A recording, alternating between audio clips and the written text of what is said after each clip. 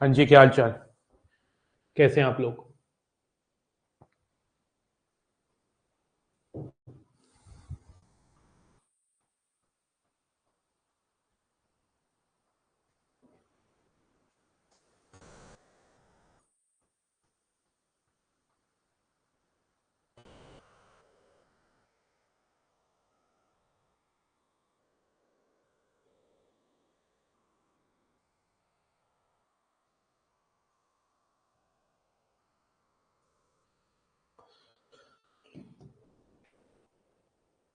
एक बार बता देंगे वॉइस क्लियर आ रही है कि नहीं? मैं ठीक हूँ यार। सर्जरी मेरी प्लान्ड है थोड़ी सी, दिसंबर के एंड में या जनवरी के फर्स्ट वीक में। एक बार, अरे यार चैट बंद कर दी गलती से। एक बार बता दो जरा मुझे कि आपको वॉइस क्लियर है कि नहीं। एक बार वॉइस क्लियर है कि नहीं? I am fine Janvi. एक बार वॉइस क्लियर है कि नहीं, फिर हम बात करेंगे आप लोगों से। अभी तो मैं चैट बंद करके आपको कुछ बताना चाहता हूँ। अच्छा देखो, आज डे 4 है मैट्रिसेस का, और मैट्रिसेस के अंदर मैंने देखा कि मैंने अभी आपको पढ़ा दिया था, टाइप्स ऑफ मैट्रिसेस करवा दी थी, और उसके अंदर मैंने सिमेट्रिक, स्क्यू सिमेट्रिक और अपना ऑर्थोगोनल मैट्रिक्स के बारे में बता दिया था। तो आज हम डे 4 स्टार्ट कर रहे हैं, और डे 4 जो है इसमें काफी डाटा इकट्ठा कर सकते हैं। बढ़िया आपको डाटा दे सकता हूँ, इसके ऊपर बहुत सारे क्वेश्चंस कर पाएंगे। अब डे 4 को स्टार्ट करने से पहले, मतलब स्टार्ट तो हो चुका है, मतलब टॉपिक स्टार्ट करने से पहले मैं कुछ क्वेश्चंस आपके सामने लाके 3 4 5 क्वेश्चन वार्म अप की फॉर्म में करवाना चाहता हूं। तो आपको मैं क्वेश्चन दूंगा, आप बताइएगा आंसर क्या है, ठीक है ना? तो क्वेश्चन में चैट ऑन ही कर देता हूँ यार, चैट को ऑन कर देते हैं, ठीक है? तो आइए क्वेश्चन करते हैं। पहला क्वेश्चन वार्म अप की फॉर्म में, if A is a square matrix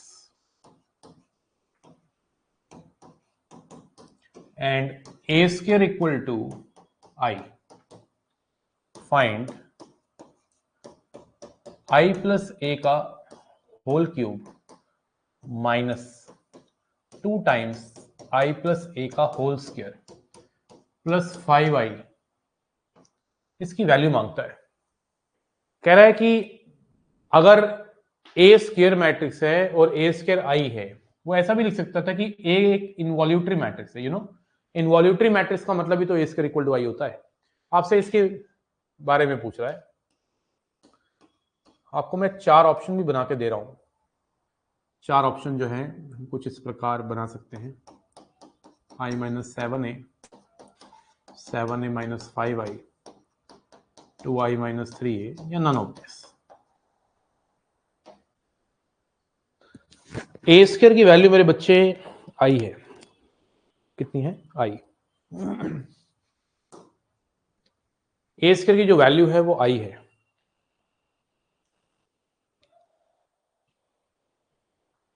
आप बिल्कुल कर सकते हो हिमांशु, और मैं उम्मीद कर रहा हूं कि मैंने एक टास्क दिया था क्वाड्रेटिक इक्वेशन करने वाला, वो आपने कर लिया होगा, ठीक है ना? कुछ वीडियोस डली हुई हैं, ठीक है? तो आपको मैं बता देना चाहता हूं, यहां पे आई प्लस ए के होल क्यूब के अंदर आप ए प्लस बी का होल क्यूब लगा सकते हो। मैट्रिक्स के अंदर वैसे ए प्लस बी का होल क्यूब बिल्कुल वैसे नहीं लगता है जैसे हम लगाते आए हैं आज तक। A cube plus B cube plus 3 a square B plus 3 a B square यहाँ पे काम नहीं करता है। हालांकि ये मैट्रिक्स, क्योंकि ये मैट्रिक्स आई है बी की जगह, इसलिए वो काम करेगा, ठीक है ना? एक बहुत ही इंपॉर्टेंट बात मैं आपको बताता हूं। अगर कोई आपसे पूछे ए प्लस बी का होल स्क्वायर है, क्या होता है ए प्लस बी का होल स्क्वायर, तो भाई तुम तो आंख बंद करके बता देते हो a square plus b square plus 2ab। बोले सिर्फ नॉर्मल अलजेब्रा में होता है, लेकिन मैट्रिक्स में अगर कोई पूछे ना ए प्लस बी का होल स्क्वायर क्या होता है, तो ये ए प्लस बी का होल स्क्वायर जो होता है एक्चुअल में a square plus b square plus 2ab नहीं होता है। ए प्लस बी का होल स्क्वायर क्या होता है? A plus B into a plus b लिख सकते हैं ऐसे। ध्यान से समझना, बड़ी इंपॉर्टेंट बात है जो आप सीखने वाले हैं। ए प्लस बी का होल स्क्वायर जो है वो a plus B into a plus b लिखा जा सकता है, और नॉर्मल मल्टीप्लाई करिए a into a square plus a into b A B plus B into a b a, और बी इंटू बी मेरे बच्चे कितना हो जाएगा? B square. जैसा कि आप जानते हैं ए बी और बी ए जनरली इक्वल नहीं होता है। ए बी और बी ए इक्वल नहीं होता है, तो इसको आप मर्ज करके ऐड नहीं कर सकते। इसको 2ab मत लिख देना, याद रखना जनरली ये इक्वल होता है। लेकिन अगर if AB equal to BA, या आप कह सकते हो A and B are commutative,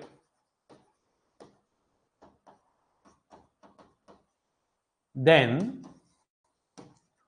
A plus B का होल स्क्वायर बन जाएगा ए स्क्वायर, कि ए बी और बी ए इस केस में बराबर हो जाएंगे, जिसकी वजह से 2ab। तो ये अपने आप में क्वेश्चन पूछने लायक क्वेश्चन है, इसमें स्टेटमेंट बेस्ड क्वेश्चन बना सकता है, बड़ा ही प्यारा क्वेश्चन है। ए प्लस बी का जो होल स्क्वायर है वो a square plus b square plus 2ab कब होता है? जब a B equal to B a, ठीक है ना। अदरवाइज ए प्लस बी का जो होल स्क्वायर है वो ए प्लस बी को सॉल्व करके ये आता है। ये एक्चुअल फॉर्मूला है मैट्रिक्स के अंदर ए प्लस बी का होल स्क्वायर का। ये फॉर्मूला तब लगता है ए प्लस बी का whole square equal to a square plus b square plus 2ab, जब a B equal to B a हो, मतलब मैट्रिक्स कॉम्यूटेटिव हो, कम्यूट कर रही हूं आपस में। अदरवाइज जो फॉर्मूला है ए प्लस बी का होल स्क्वायर मैट्रिक्स में वो ये है, a square plus b square plus a B plus b, ठीक है ना। ये बढ़िया बात आपको मैंने बता दी, बेहतरीन, लाजवाब।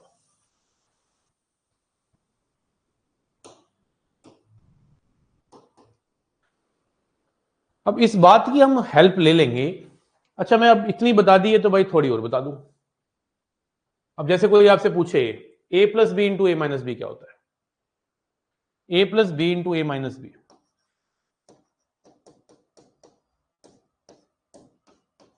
भाई आज तक तो हम ये पढ़ते आए थे ना कि ए plus B into A minus B, A square minus B square होता है कि नहीं, है ना। लेकिन मैट्रिक्स में ऐसा नहीं होता है। जनरली जो फॉर्मूला है a plus B into A minus b का, ये होगा a into a square minus A B plus B a, और माइनस दिस इंटू दिस करेंगे तो माइनस बी स्क्वायर। ये formula actually, but if A B equal to B a, या कह सकते हैं a and B are commutative, then A plus B into A minus b जो होगा वो क्या हो जाएगा, क्योंकि ए बी बी ए के इक्वल हो जाएगा, इसकी वजह से एक कट जाएगा, ए स्क्वायर माइनस बी स्क्वायर, ठीक है जी। तो A plus B into A minus b जो हो जाएगा वो a square minus B square होता है, अगर ए बी बी ए के इक्वल हो। Otherwise A plus B into A minus B की value A square minus A B plus B A minus B square होती है। बोलो किस किस को क्लियर है? बोलो किस किस को क्लियर है? जल्दी से बताएंगे क्लियर किस किस को है।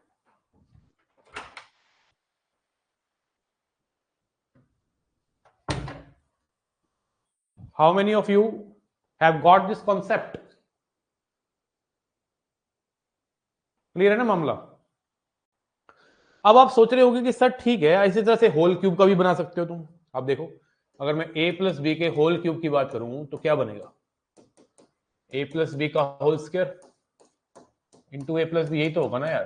तो क्या बन गया? A square plus a B plus B a plus b square into a plus b. तो कितना बन गया? ए स्क्वायर इंटू ए कितना हो गया? ए क्यूब प्लस ए स्क्वायर बी। अब यहां पे देखिए ए बी इंटू ए, ये ए बी ए होगा बेटा, ध्यान रखना, ए बी ए, ये आएगा a b into b, A B square, B a ये हो गया बी ए स्क्वायर, ठीक है ना। और ये कितना हो जाएगा? बी ए बी, फिर इधर से बी स्क्वायर ए प्लस बी क्यूब, 1 2 3 4 5 6 7, कुछ गड़बड़ हो गई, 8 आएंगे ना, ठीक है। इसको मैंने इससे मल्टीप्लाई किया, इसको इससे मल्टीप्लाई किया, ए बी स्क्वायर, उसके बाद B A square B A B, फिर बी स्क्वायर ए और बी क्यूब, 8 ही है, ठीक है। ये हमारा फॉर्मूला है किसका? ए प्लस बी का होल क्यूब। कुछ ऐड नहीं हो रहा है, ए स्क्वायर बी और बी ए स्क्वायर ऐड मत कर देना, ये दोनों बातें सेम नहीं है, ऑर्डर मैटर करता है, ध्यान रखना इस बात का। ए बी ए और बी ए बी को एक मत समझ लेना, ये फॉर्मूला हमारा जो है इतना बड़ा फॉर्मूला होता है मैट्रिक्स के अंदर ए प्लस बी का होल क्यूब। आप सोच रहे हो सर ये क्या चीज है, लेकिन if A B equal to B A means A and B are commutative,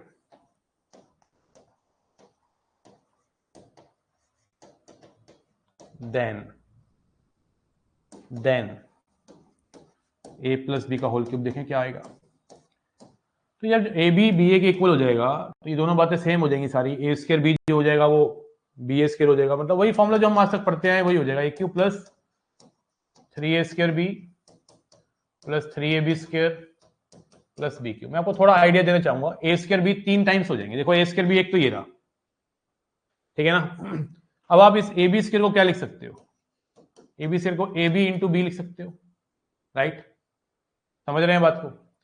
इसी तरह से देखो ए स्क्वायर बी के बारे में बात करने जा रहा हूं ना, ए स्क्वायर बी के बारे में, तो अगर ए स्क्वायर बी के बारे में बात करना जा रहा हूं तो मैं यहां तो डबल बी है, ए बी को आप बी ए लिख सकते हो,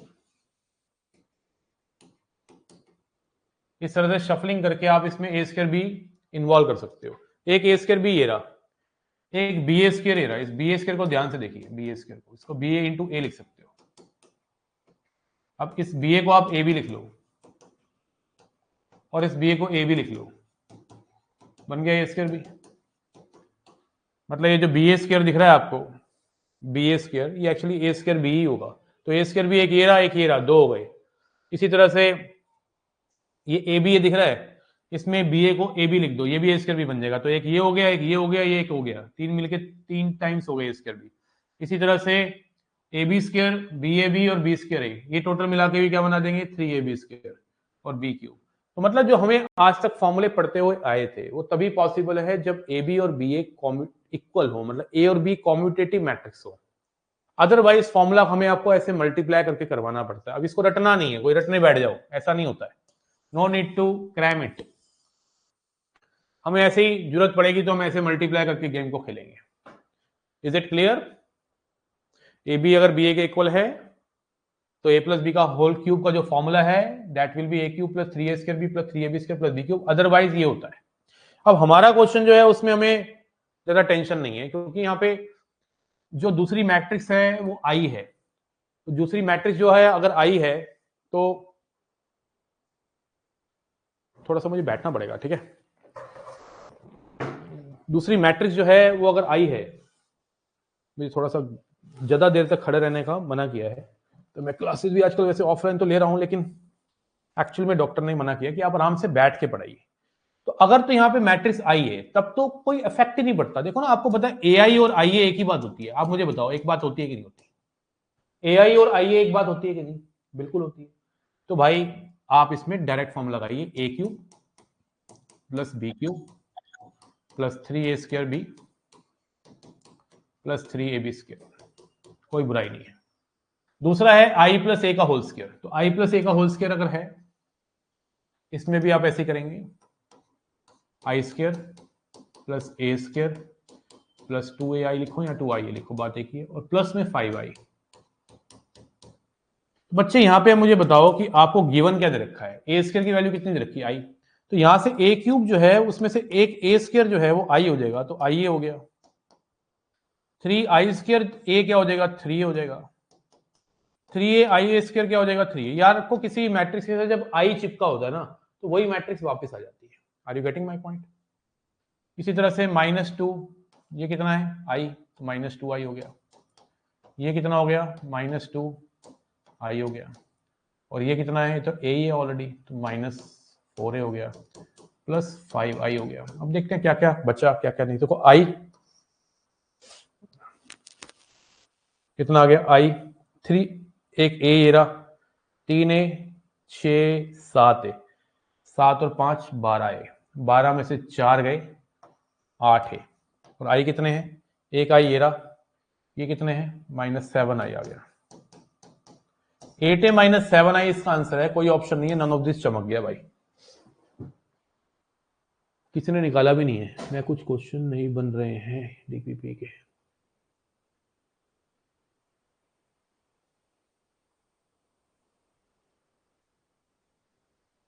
बोलो जी।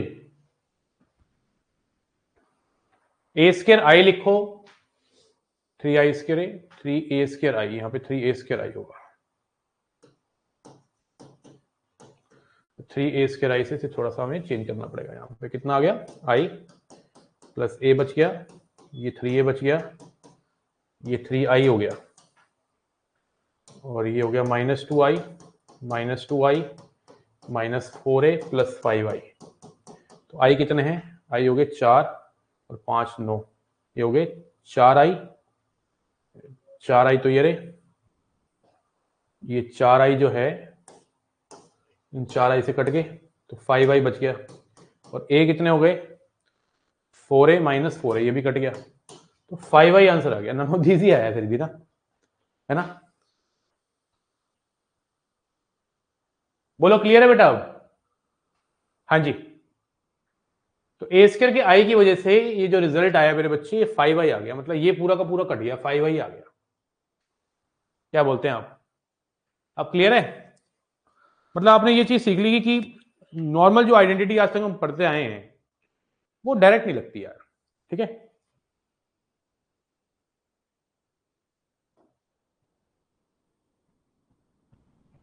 कह रहा क्वेश्चन में अगर कुछ ना लिखा हो तो कैसे सॉल्व करेंगे, अरे भाई ये चीज तो देगा ना, तभी तो क्वेश्चन इंटरेस्टिंग बनेगा, नहीं तो फिर आंसर आ जाएगा। कुछ ना लिखा हो तो क्या मतलब है, ए और बी के बारे में बात कर रहे हो। अगर जनरली ए और बी कॉम्यूटेटिव कुछ भी नहीं लिखा है तो जनरली तो आपको मैंने बता रखा है ना, ए बी बी के इक्वल नहीं होते, जनरली ए बी और बी इक्वल नहीं होते बेटा, ठीक है। चलिए एक और करते हैं, मैं उम्मीद कर रहा हूं सब चीजें नोट कर रहे हैं आप। If a is idempotent matrix,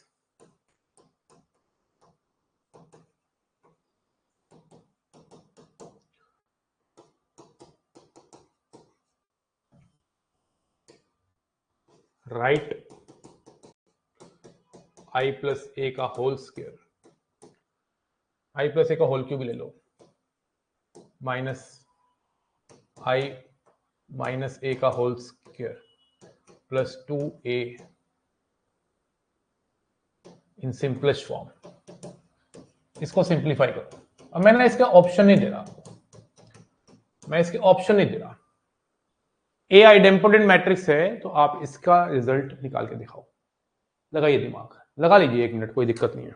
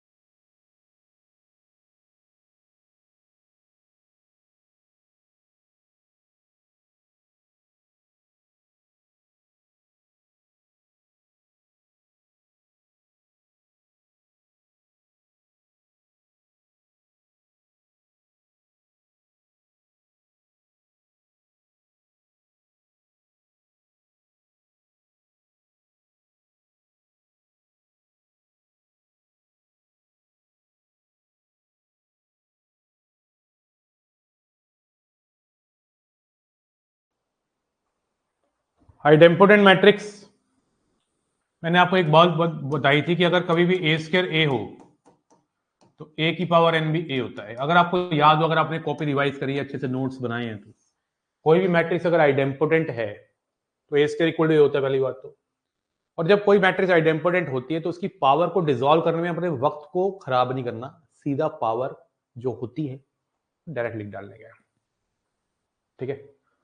अब मुझे बताओ क्या है हमारे पास, a cube plus B cube 3a square B plus 3ab square minus a square plus b square minus 2ab plus 2a।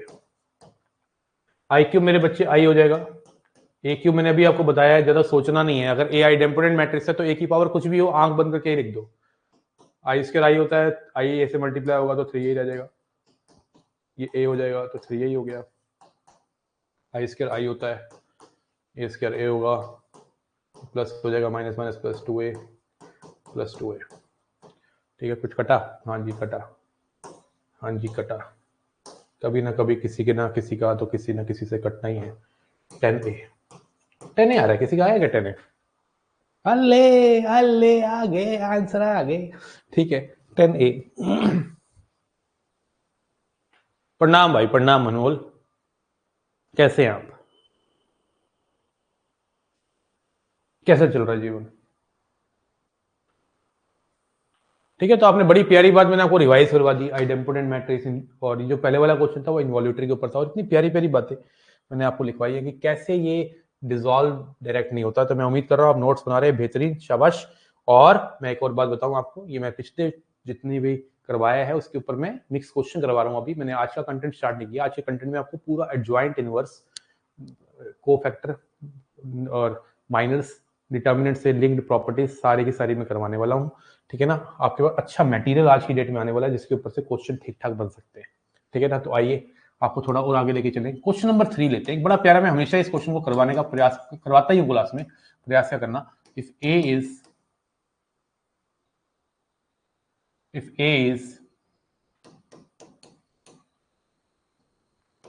involutory matrix, then I plus a by 2 is, I plus a by 2 अगर इन्वॉल्यूटरी matrix है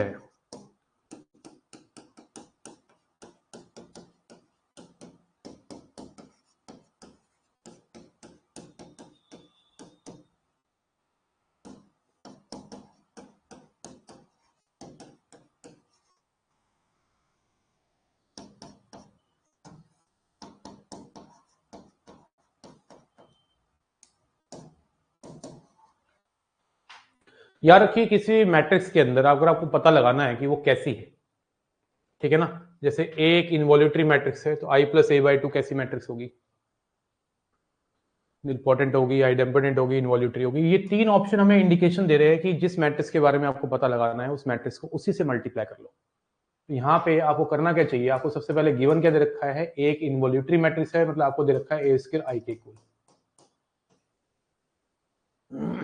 और आपको जिस matrix के बारे में पता लगाना है उसको उसी से मल्टीप्लाई कर दो। आपको पता है कि अगर कोई मैट्रिक्स अपने आप से मल्टीप्लाई होकर आई आ जाती है तो इन्वॉल्यूटरी होती है, अपने आप से मल्टीप्लाई होकर ए आ जाती है तो आइडेम्पोटेंट होती है, और अपने आप से मल्टीप्लाई करते करते कभी कभी शून्य आ जाए तो निलपोटेंट कहलाती है। तो अगर आपको इस मैट्रिक्स के बारे में पता लगाना है, इसके बारे में नॉलेज चाहिए, तो इसको इसी से मल्टीप्लाई कर डालो। अगर तुम इसको इसी से मल्टीप्लाई करने के बाद इसी को पा लेते हो तो ये हो गई आइडेम्पोटेंट, आई पा लेते हो तो ये होगी इन्वॉल्यूटरी, शून्य पा लेते हो तो इसका मतलब है कि होगी मैट्रिक्स निलपोटेंट। तो इसी को इसी से मल्टीप्लाई करेंगे। आई को आई से मल्टीप्लाई किया, आई स्क्वायर पाया, आई को ए से मल्टीप्लाई किया, ए पाया, ए को आई से मल्टीप्लाई किया, ए पाया, ए को ए से मल्टीप्लाई करके ए स्क्वायर पाया, और ए स्क्वायर तो मेरे चचा आई है, 2 इंटू 2 4 हुआ। आई स्क्वायर की वैल्यू आई होती है, आई प्लस आई 2i हो गया, 2 कॉमन लेके काट दो,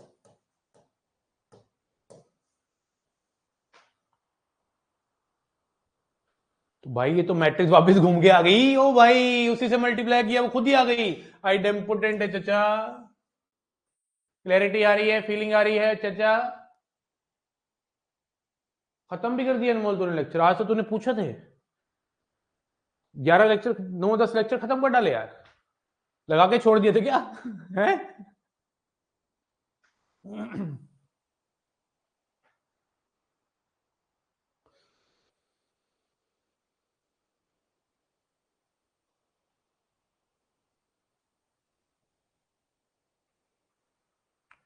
बोलो क्लियर है कि नहीं? भाई लेक्चर्स को लगा के छोड़ दिया था क्या, खत्म हो गए सारे?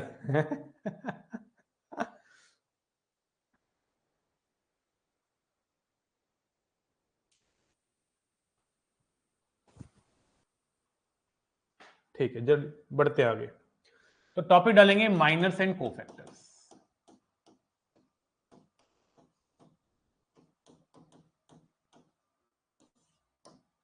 Miners and cofactors. चल बहुत बढ़िया अनमोल भाई। ठीक है यार, हमें तो रिजल्ट चाहिए ना यार। अब तू नोट्स कैसे बना रहा है, क्या कर रहा है, मैं कंटेंट दे रहा हूं भाई, हम तो दे रहे कंटेंट, और तुम नोट्स बना रहे हो, पीवाईक्यूज कर रहे हो, प्रैक्टिस मैं करवा रहा हूं, तुम भी कर रहे हो। अल्टीमेटली मकसद मेरा क्या है और तुम्हारा क्या है, मुझे बताओ। रिजल्ट आना चाहिए, रिजल्ट के टाइम पे कॉल आ जाना चाहिए कि सर मेरा हो गया। 3 कॉल आने चाहिए, एक रिटन टेस्ट क्लियर हो तब कॉल आ जाना चाहिए, एक सर एसएसबी क्लियर हो गई तब कॉल आ जाना चाहिए, मेरिट लिस्ट जब बन जाएगी, ठीक है ना, और एक तब कॉल आना चाहिए जब सर कॉल लेटर आ गया। ये तीन तीन तीन टाइम पे मेरे को कॉल आना चाहिए। उसके बाद तुम अपनी जिंदगी जियो बढ़िया, और कभी कभी याद कर लोगे तो अच्छा लगेगा यार, है ना। ओके,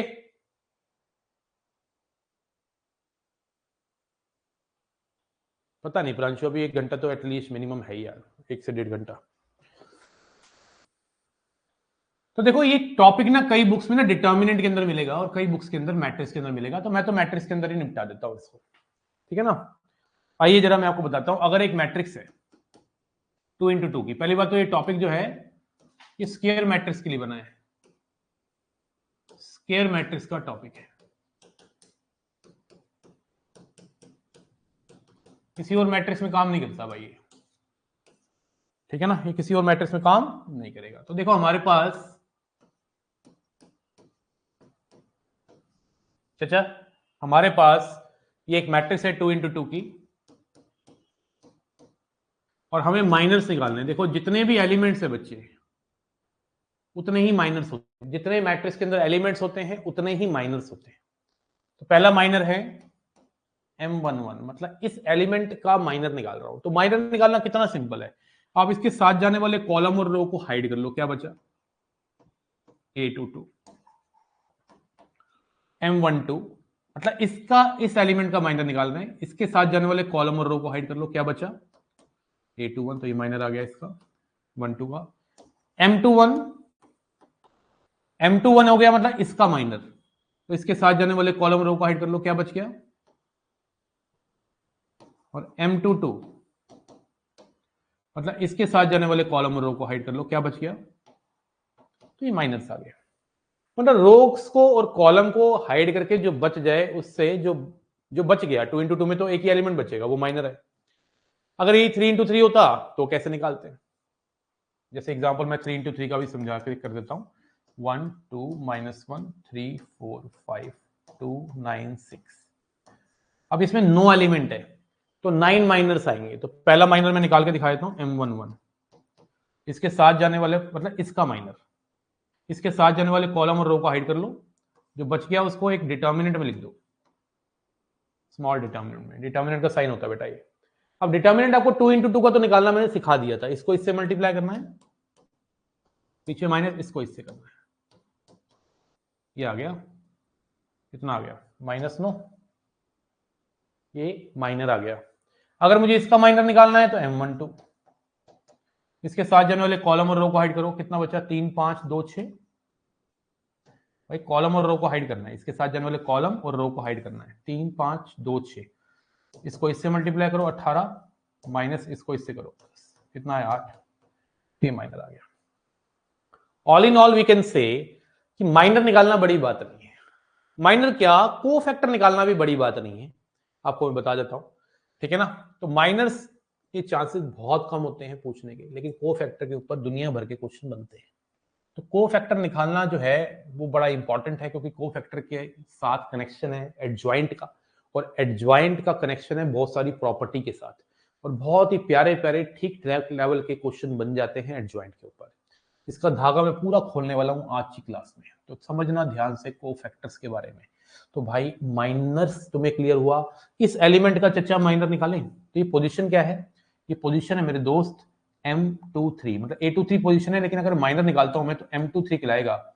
इसके साथ जाने वाले कॉलम और रो को हाइड कर लेंगे तो क्या बचेगा 1 2 2 9, 1 2 2 9, क्योंकि इसके साथ जाने वाले कॉलम और रो को हाइड करेंगे, क्या बचेगा 1 2 2 9। तो कितना आया 9 एकम 9 माइनस 2 दूनी 4, कितना आया 5।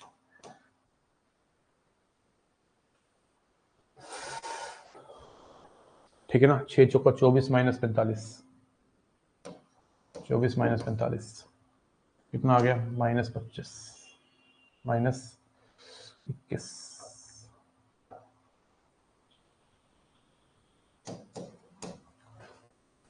ठीक है जी, तो ये तो माइनर हुआ। अब आइए कोफैक्टर पे।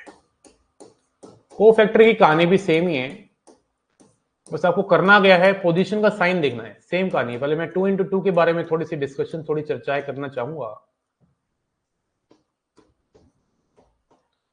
कितने हमारे पास पोजीशंस हैं यहाँ पे, 4। कितनी पोजीशंस हैं, 4। और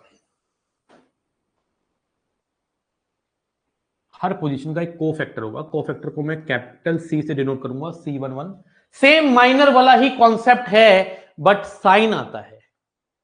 इसके साथ जाने वाले कॉलम और रो को हाइड कर ले, जो बच गया वो लिख दे।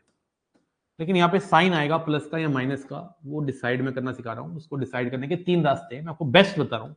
आप ना इन दोनों नंबरों को ना ऐड कर लो। अगर ये ऐड करने पे इवन आए तो प्लस लगाओ, और ऑड आए तो माइनस लगाओ। जैसे C12 है, अब C12 में आप पहले ही सोच लो, 1 और 2 को ऐड करके क्या आ रहा है, 3 एक और नंबर है तो माइनस लगा दिया। इसके साथ जाने वाले कॉलम और रो को हाइड कर लो, वो तो करना ही है, जैसे माइनर निकलवाया था। जो बच गया वो लिख दो, C21। C21 क्या है, पहले ही माइनस लगा दो, क्योंकि 2 और 1 को ऐड कर रहे हैं तो ऑड आ रहा है, 3। और इसके साथ जाने वाले कॉलम और रो को हाइड कर लो, क्या बच गया, ये 1 2। और C22, इसके साथ जाने वाले कॉलम और रो को हाइड कर लो। अच्छा, यहाँ प्लस साइन आएगा, लिखने की जरूरत नहीं है। प्लस साइन को लिखने की जरूरत नहीं होती, वो बाय डिफॉल्ट प्लस ही होता है। ठीक है ना, तो 2 2, इसके साथ जाने वाले कॉलम, इसके साथ जाने वाले कॉलम रो को हाइड कर लो, क्या बच गया, ये आ गया हमारे कोफैक्टर्स। क्या आ गया, कोफैक्टर्स। ओके, अब जैसे हम 3 into 3 की बात करूं तो क्या करना है, जैसे मान लो मेरे बच्चे 2 -1 3 4 2 6 1 0 3, ये हमारे पास एक मैट्रिक्स है और मुझको इसके अंदर आपको कोफैक्टर्स निकलवाने हैं। तो मैं पहले निकालूंगा C11, फिर निकालूंगा C12, फिर निकालूंगा C13। ठीक है, पहले मैं इस रो के कोफैक्टर निकाल रहा हूं, लेकिन मैं लिख ऐसे रहा हूं, उससे क्या फर्क पड़ता है। अब देखो कैसे निकालते हैं, इसके साथ जाने वाले कॉलम और रो को हाइड कर लो, जो बच गया आप मन में भी निकाल सकते हो। जरूरी नहीं है कि आपको ऐसे लिखना ही है डिटर्मिनेंट के अंदर, नहीं, आप डायरेक्ट भी कर सकते हो। इसका कोफैक्टर निकाल रहे हो, इसके साथ जाने वाले कॉलम और रो को हाइड कर लो, जो बच गया उसको लिख लो। 2 3 6, 6 - 0 6 आ गया। आपको प्रैक्टिस करनी है डायरेक्ट करने की, इससे आपका टाइम बचेगा। और आपको जब तक मैं नहीं करके दिखाऊंगा डायरेक्ट, तुम कैसे करोगे, तो मेरे को भी तो फास्ट होना पड़ेगा। कभी कभी मुझे भी स्पीड दिखानी पड़ेगी, तभी आप मेरी स्पीड को देख के आप खुद ट्राई करोगे, आपकी स्पीड बढ़ेगी। समझ रहे हैं बात को। अब यहाँ पे C12 है, C12 में आप पहले ही माइनस लगा सकते हो, कोई बुराई नहीं है, पहले ही माइनस लगा सकते हो। C12 में क्या है, इसके साथ जाने वाले कॉलम रो का, इसके साइन से कोई मतलब नहीं है, इसको तो हाइड करना है। इसके साथ जाने वाले कॉलम रो को हाइड कर लो, क्या बचा, 4 6 1 3, 4 3 12 -6 6 आ गया, -6 आ गया। C13 का मतलब इसका कोफैक्टर निकाल रहे हैं, इसके साथ जाने वाले कॉलम रो को हाइड कर लो, क्या बचा, 4 × 0 -2। ठीक है जी, उसके बाद हम निकालेंगे C21 C22 C23। पहले ही माइनस लगा दो, क्योंकि 2 और 1 को ऐड करके जो आ रहा है वो ऑड आ रहा है, तो ऑड के केस में माइनस लगाना है। तो इसके साथ जाने वाले कॉलम और रो को हाइड करेंगे, 4 के साथ जाने वाले कॉलम और रो को हाइड करेंगे, क्या बचा, -1 3 0 3। इसको इससे मल्टीप्लाई करो, -3 0 × 3 0, तो कितना आ गया, 3। और C22 क्या होगा, ये रहा, इसके साथ जाने वाले कॉलम और रो को हाइड कर लो, कितना आएगा, 6 - 0 6, नहीं 6 - 0 नहीं है बेटा, इसके साथ जाने वाले कॉलम और रो को हाइड करेंगे तो 6 2 3 1 3, 6 - 3, तो 3 आ गया। C23 में पहले ही माइनस लगा दे मेरे बच्चे, तो माइनस पहले लगा दिया। C23 का मतलब ये है, इसके साथ जाने वाले कॉलम रो को हाइड करो, 2 × 0 0 +1 -1, ये आ गया हमारा किसका, ये फर्स्ट रो के कोफैक्टर्स हैं, ये सेकंड रो के कोफैक्टर्स हैं। इसी तरह से थर्ड रो के कोफैक्टर C31 C32 और C33। बहुत सिंपल है यार, वो स्पीड से हो जाती है। ठीक है, मेरे को इतनी प्रैक्टिस है, मैं ऐसे लिख के बता दूंगा आपको। जैसे इसका आएगा C31 का -12। ठीक है, अब देख रहे हो, अब चेक कर लो बेशक कितना आएगा। इसके साथ जाने वाले कॉलम रो को हाइड कर लो, -6 -6 -12, समझ रहे हो।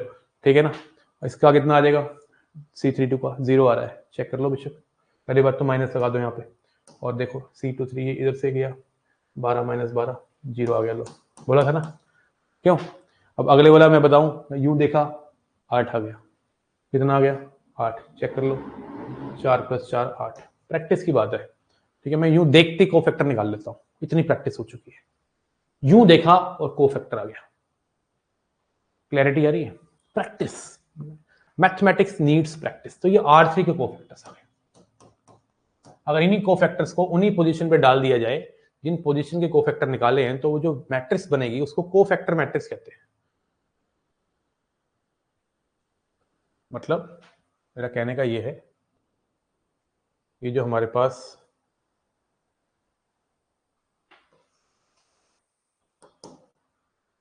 तो कोफैक्टर मैट्रिक्स जो है,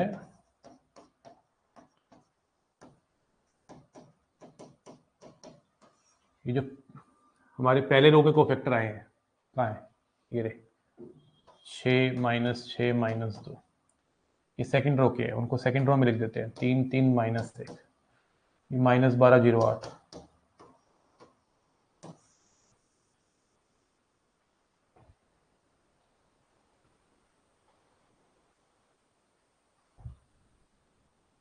बिल्कुल सही बात है।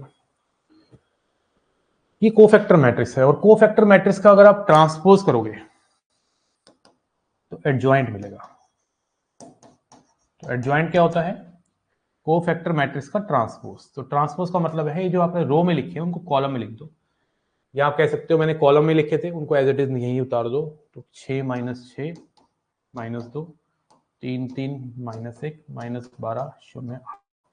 तो याद रखिए एडजॉइंट जो होता है ये भी एक मैट्रिक्स होती है। Adjoint is a transpose of cofactor matrix.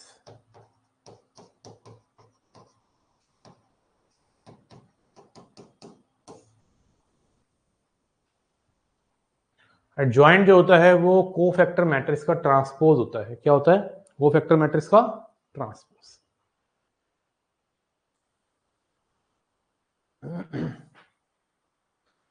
Adjoint भी एक मैट्रिक्स होती है बेटा, ध्यान रखना। एडजॉइंट भी क्या होती है? Matrix. Please note down.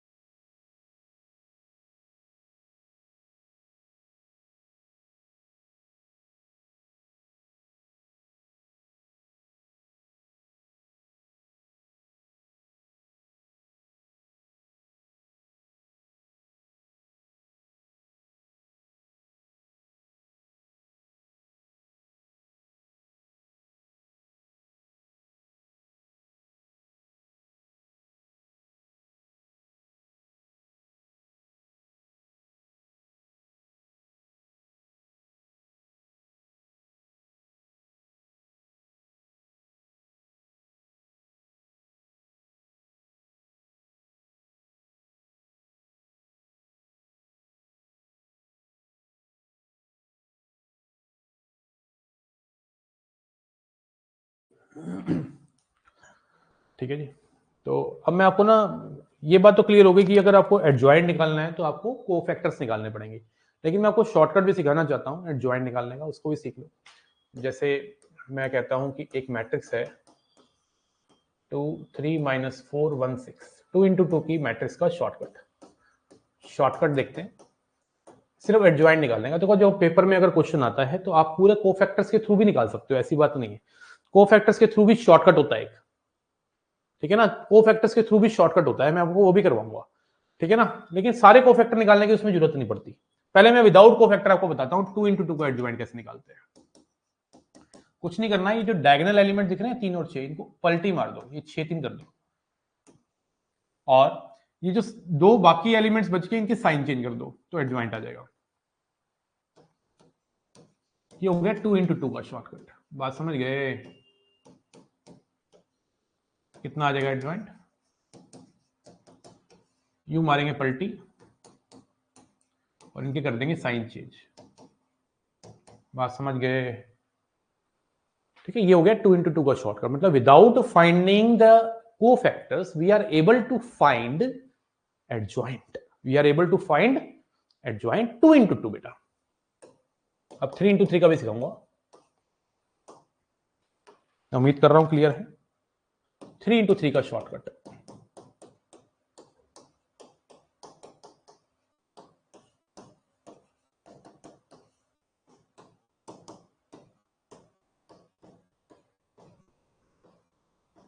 Three into three का अगर आपको शॉर्टकट लगाना है, बनाना है, तो भाई सबसे पहले क्या करो, ये पूरी मैट्रिक्स एज इट इज उतार दो। ध्यान से समझना, एक बार में समझ आ जाएगा, बहुत सिंपल है। जैसे आपने ये पूरी मैट्रिक्स दोबारा एज इट इज उतार दी, उसके बाद ये जो पहले दो कॉलम दिख रहे हैं इनको आगे एज इट इज उतार दो,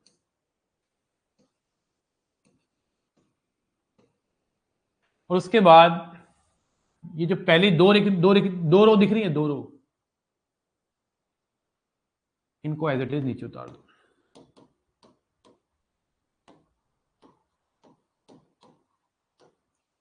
ये काम करना है, पहले मैट्रिक्स के सारे एलिमेंट्स उतार लेने हैं, पहले दो कॉलम को आगे लिख देना है और पहले दो रो को नीचे लिख देना है, और फिर इसको ऐसे काटना है और इसको ऐसे काटना है, तो एडजॉइंट आ जाएगा। अब एडजॉइंट कैसे आता है देखो जरा। आपको यहां से डिटर्मिनेंट निकालना स्टार्ट करना है, दो दो को पकड़ के, 0 -10 -10, साइन सुइन नहीं देखना, बस डिटर्मिनेंट निकालना है। इसका कितना आएगा, -2 -0 -2, लेकिन लिखना यहां नहीं है, लिखना यहां है। कर रहे हैं कॉलम में ऐसे, लेकिन लिखेंगे रो में, और अगर आप ऐसे रो में करोगे तो कॉलम में लिखना पड़ेगा। इसलिए बेटर है एक ही तरीके से समझो, ऐसे कॉलम में डिटर्मिनेंट निकालते चले जाओ और रो में लिखते चले जाओ। कितना आ गया, 10 + 14, 10 + 4 14। अब इतना करने के बाद ही ना आप ऑप्शंस की तरफ चले जाना और देखना कौन से ऑप्शन में ये पहली रो ये दिख रही है। क्या पता है यूनिक ऑप्शन हो जिसमें -10 -2 14 हो, बस टिक कर दो, आगे निकालने की जरूरत नहीं है। आपकी नजर होनी चाहिए किस पे, ऑप्शंस पे।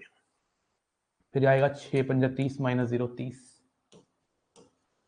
इस वाले कॉलम में आ गए ना, 0 + 6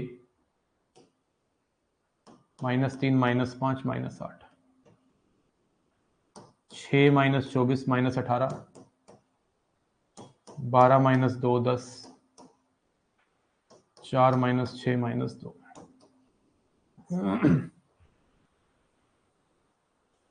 बेटा आप करवा देंगे बैंक ऑफ मैट्रिक्स, कोई दिक्कत नहीं है। मैं उम्मीद कर रहा हूं क्लैरिटी है। अगर आप नॉर्मल को फैक्टर से भी निकालते हो मेरे बच्चे, यही आएगा।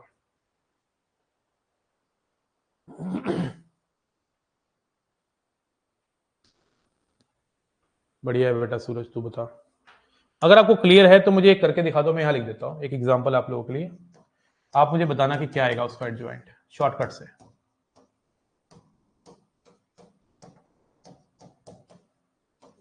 आपको दिया पूरा 1 minute, tell me what will be the answer.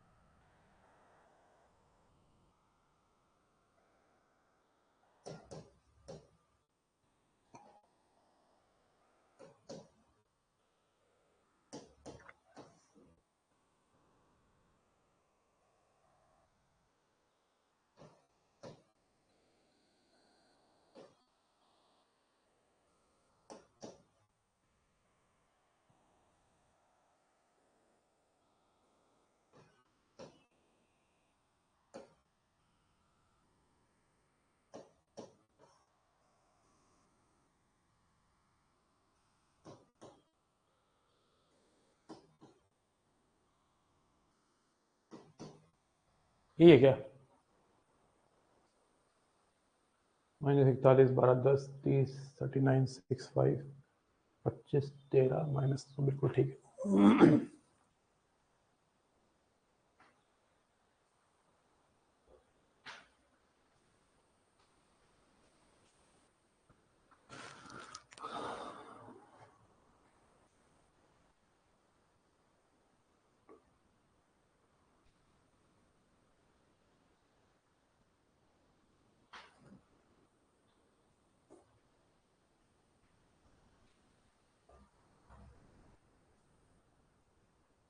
Done है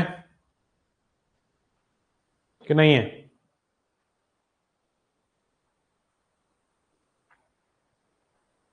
आइए प्रॉपर्टीज ऑफ एडजॉइंट लिखते हैं।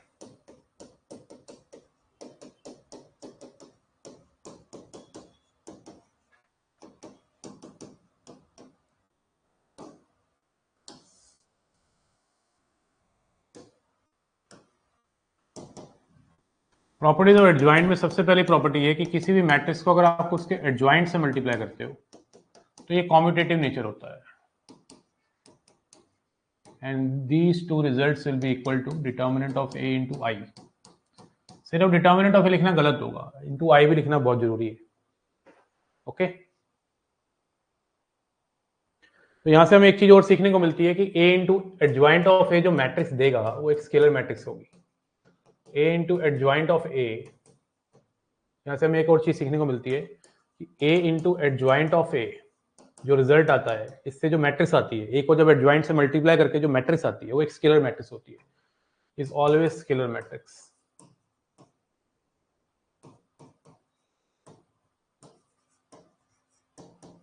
ऑब्वियस सी बात है, आप खुद सोचिए किस टाइप का एक्सप्रेशन है। यहाँ पे डिटर्मिनेंट है और डिटर्मिनेंट मान लो 2 है और आई क्या है? आई तो ये है। अगर 2 इंटू 2 लेता हूँ तो ये मैट्रिक्स कैसी कहलाएगी? सोचो, ये मैट्रिक्स कहलाएगी स्केलर मैट्रिक्स। तो ए इंटू एडजॉइंट ऑफ ए जो है वो हमारी स्केलर मैट्रिक्स है, याद रहेगा।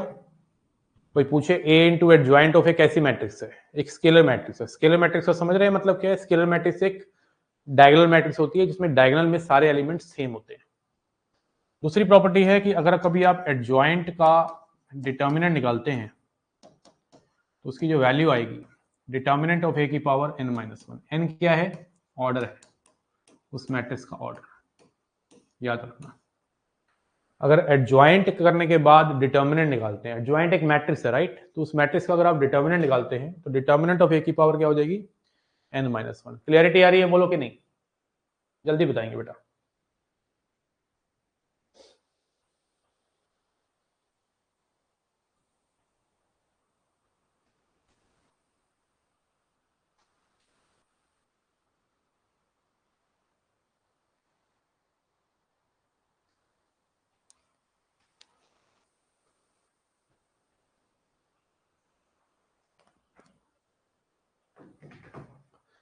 क्लियर है?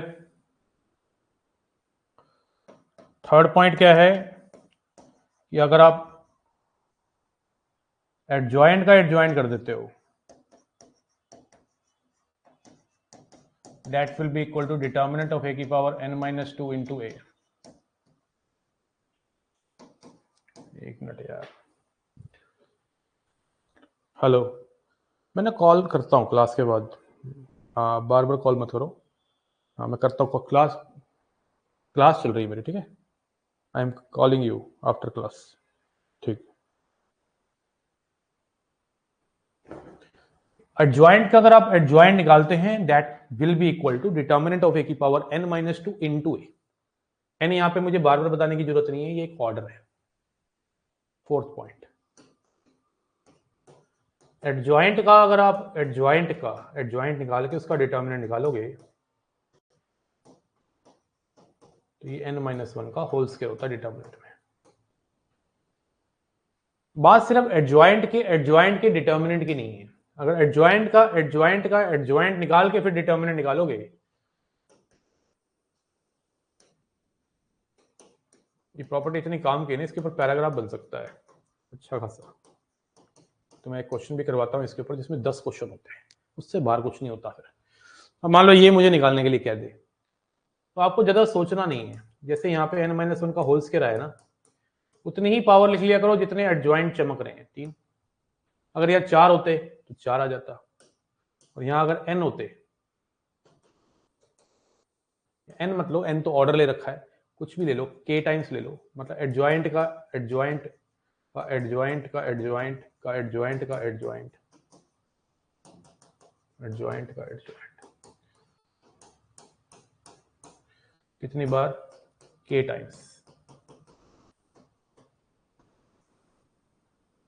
तो इसका रिजल्ट आ जाएगा डिटर्मिनेंट ऑफ a की पावर n-1 की पावर k, n-1 की power k।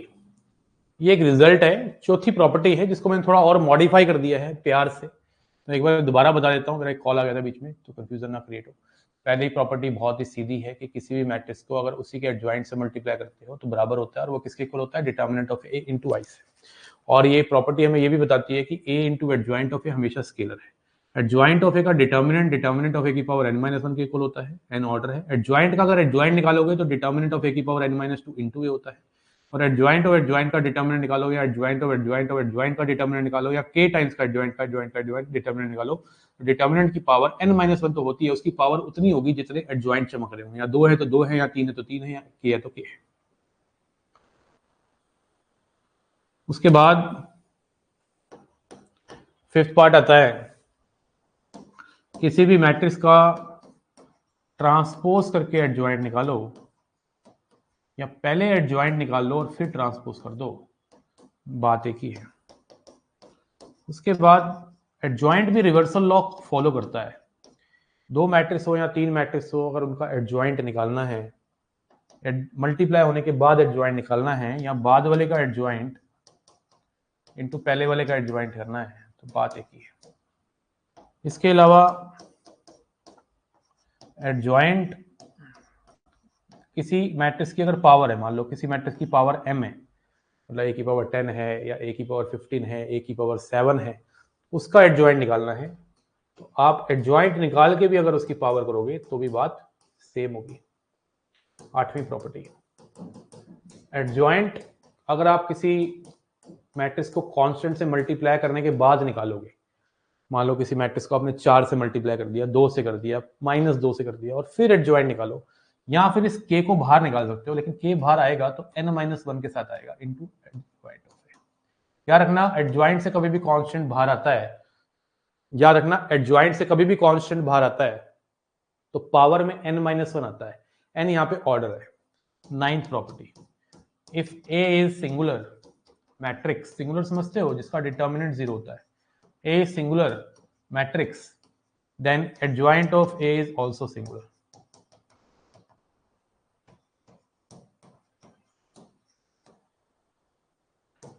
If A is symmetric,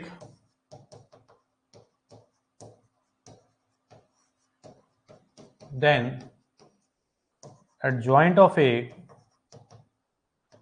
is also symmetric. बेटा जो मैं कंटेंट दे रहा हूं ना तुम्हें, तो मैं बता रहा हूं जबरदस्त है। क्या है? जबरदस्त कंटेंट है। अगर आप इसको ईमानदारी से पढ़ लेना तो मैं बता रहा हूं कि आग लगा सकते हैं पेपर में। ठीक है ना? आग। करिए बेटा नोट डाउन।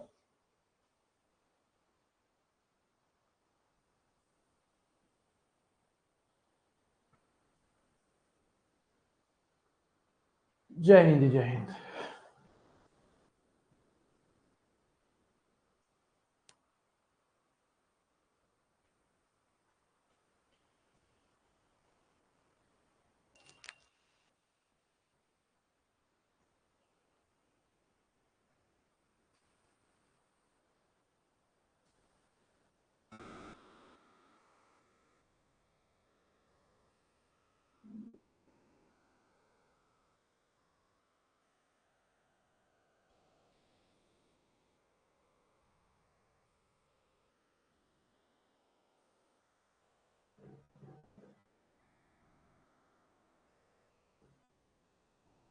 हो गया बेटा?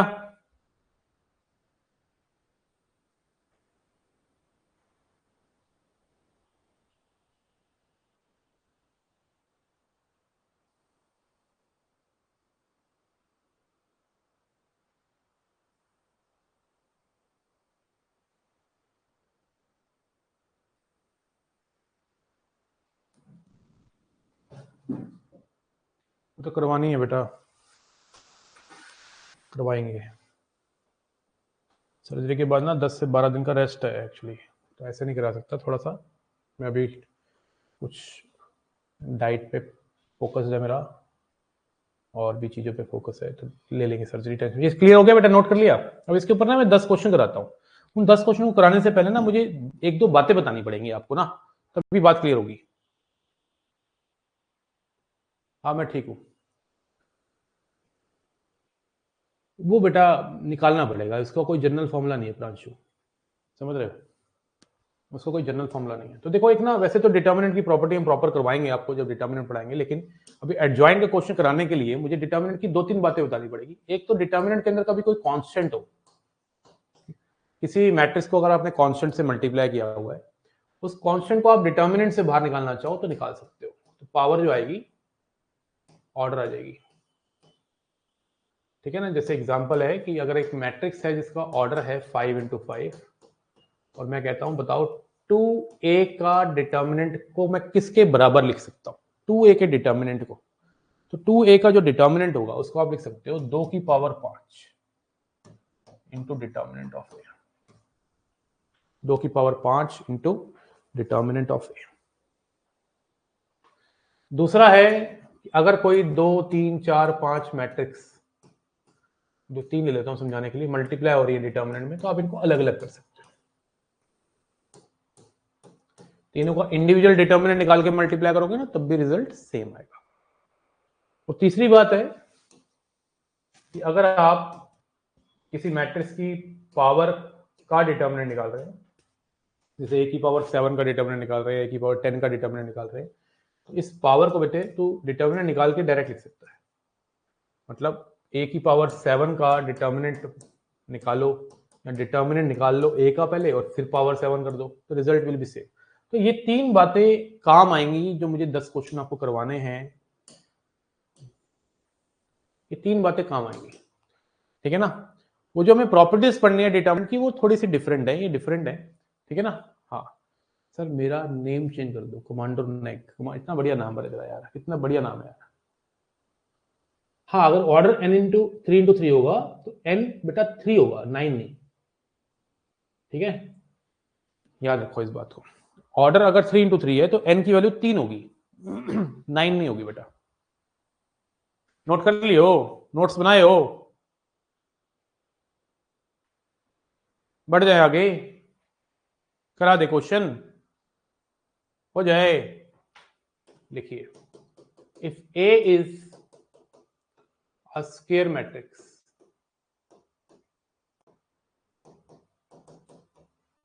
of order 4 क्रॉस 4 ले लो and determinant of a equal to 3, find the following। मैं पहले फॉलोइंग लिख देता हूं।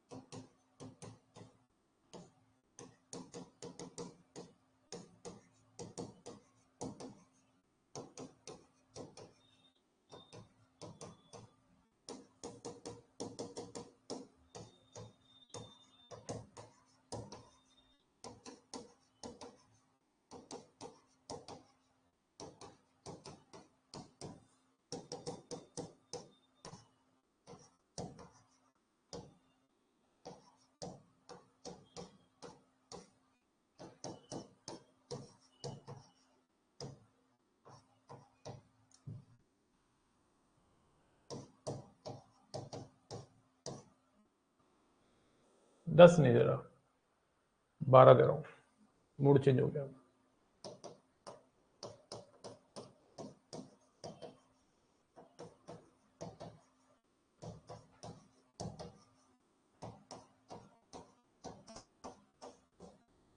चलो 11 ले लेते हैं।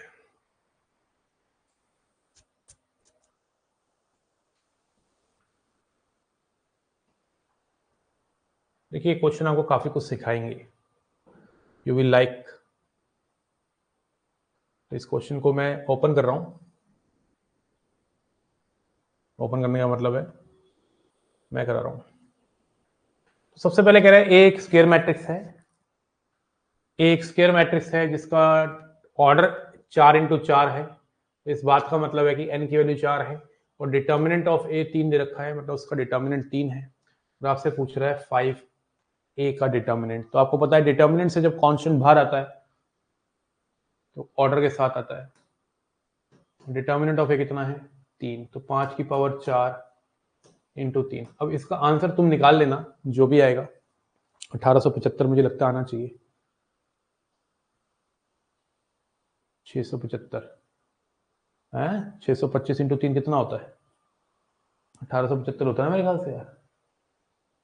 फर्स्ट का 675 आ रहा है? 5 की पावर 4 इंटू डिटर्मिनेंट ऑफ ए कितना है 3 है यार। 625 होता है, 5 की पावर 4 625 इंटू 3 कितना होता है ना? इतना ही होता है। अब उसके बाद नेक्स्ट क्वेश्चन में देखो ए क्यूब का डिटर्मिनेंट निकालना है, तो इसको आप लिख सकते हो डिटर्मिनेंट ऑफ ए का क्यूब, और डिटर्मिनेंट ऑफ ए कितना है 3, तो 3 का क्यूब 27 हो गया है।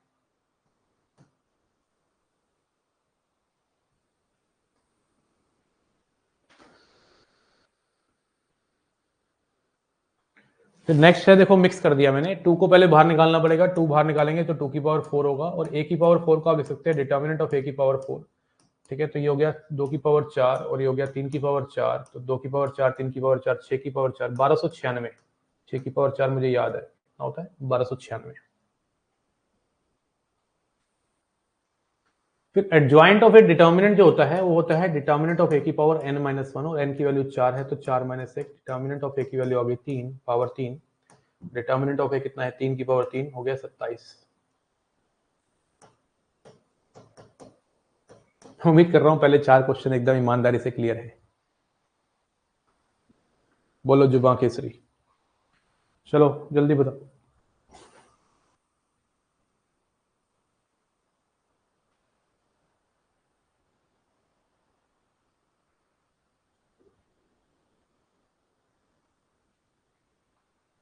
₹1296, बिल्कुल ठीक। नेक्स्ट करते हैं। बहुत ही बेसिक क्वेश्चन है सारे के सारे, बस लास्ट का एक दो पार्ट मैंने अच्छे लिए, बाकी तो एकदम बैंगन है। अगर बेसिक शिद्दत से आपने नोट्स बनाए हैं, कॉन्सेप्ट को एब्जॉर्ब किया है तो अच्छे से समझ आ जाएगा। यहाँ पे अलग अलग कर सकते हैं, इसको अलग कर देते हैं, इसको अलग पटक देते हैं और इसकी पटकी अलग मार देते हैं। लेट्स पटक अलग अलग। अब डिटर्मिनेंट ऑफ ए की वैल्यू पता है 3 है, और एडजॉइंट ऑफ ए डिटर्मिनेंट तो चचा भी निकाला है 3 की पावर 3, तो 81 आ गया। बोलो 5वें क्वेश्चन का आंसर क्लियर? क्लियर बा?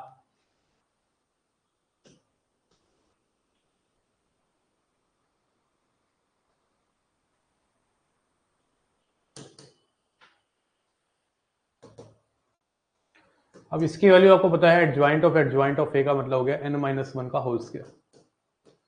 फॉर्मूला अगर आपने लिखा है तो 3 की पावर 3 का स्क्वायर 9, 3 की पावर 9, छठे का 3 की पावर 9। बोलो जी बोलो, शाबाश, जल्दी बोलने का है, चैट में लिखने का है। क्लियरिटी आ रही है कि नहीं आ रही?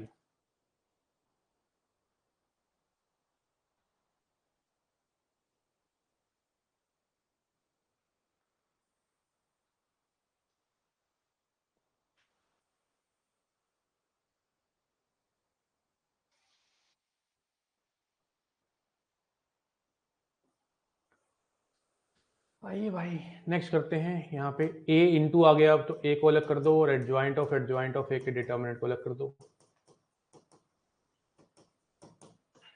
बेटा इसका 3 है और इसका आपने 3 की पावर 9 ऊपर निकाल रखा है, तो 3 की पावर 10 हो गया। अब यहाँ पे 3 जो है बाहर आ जाएगा 3 की पावर 4 के साथ, a का डिटर्मिनेंट अलग हो जाएगा और इसका डिटर्मिनेंट अलग हो जाएगा, और इसकी वैल्यू हो जाएगी 4 - 1 का होल क्यूब हो जाएगा, क्योंकि 3 बार एडजॉइंट है। अब ये आ जाएगा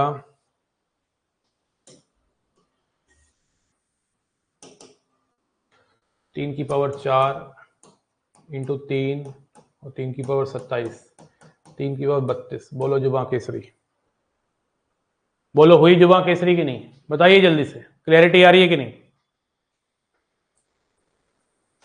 थोड़ा सा बैठ जाते हैं। बोलो बोलो बोलो, कह दो कह दो कह दो।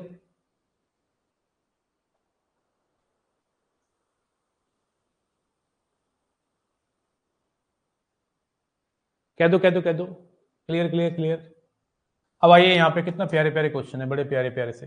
a की पावर 5, अभी मैंने आपको बताया था कि एडजॉइंट किसी भी मैट्रिक्स की पावर का एडजॉइंट निकालो या एडजॉइंट निकाल के पावर लगाओ, बात एक ही है। तो मैं इसको अगर ऐसे लिख दूंगा तो कोई बुराई नहीं है, कोई बुराई वाली बात नहीं है।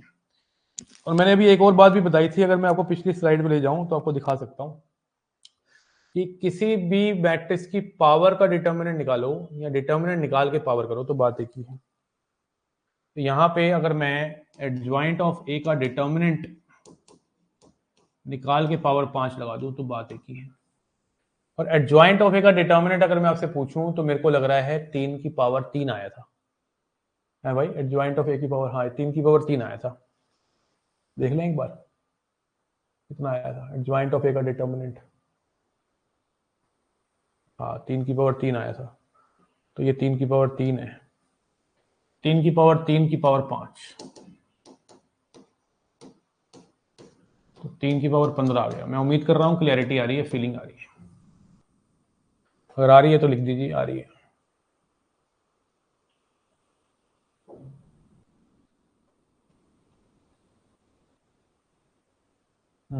क्लियर है। अब एडजॉइंट ऑफ 2a में आपको मैंने बताया है कि किसी भी मैट्रिक्स का अगर आपने, ये देखिए यहाँ पे एक प्रॉपर्टी है बड़ी प्यारी, 8वीं प्रॉपर्टी मैंने लिखवा रखी है। एडजॉइंट ऑफ के ए, किसी मैट्रिक्स को कांस्टेंट से मल्टीप्लाई करके अगर आपने एडजॉइंट निकाला है तो के को बाहर निकाल सकते हो पावर n-1 से। पावर n-1 से, n क्या है? ऑर्डर है। तो यहाँ पे आप कह सकते हो इस 2 को आप बाहर निकाल सकते हो, तो 2 की पावर n-1, n 4 है तो 2 की पावर 3 बाहर आ जाएगा। मतलब डिटर्मिनेंट से बाहर मत निकाल देना, एडजॉइंट के आगे लिखना है। अब ये 2 की पावर जो 3 है ये जब बाहर आएगा तो 2 की पावर 3 की पावर 4 हो जाएगा, क्योंकि कांस्टेंट है ना, 8 ही तो है। 2 की पावर 3 क्या है? 8 है। मैंने 2 की पावर 3 ही लिखा रहने दिया। उसको जब बाहर निकालूंगा तो पावर के साथ आएगा। डिटर्मिनेंट से कोई कांस्टेंट बाहर आता है तो ऑर्डर के साथ आता है।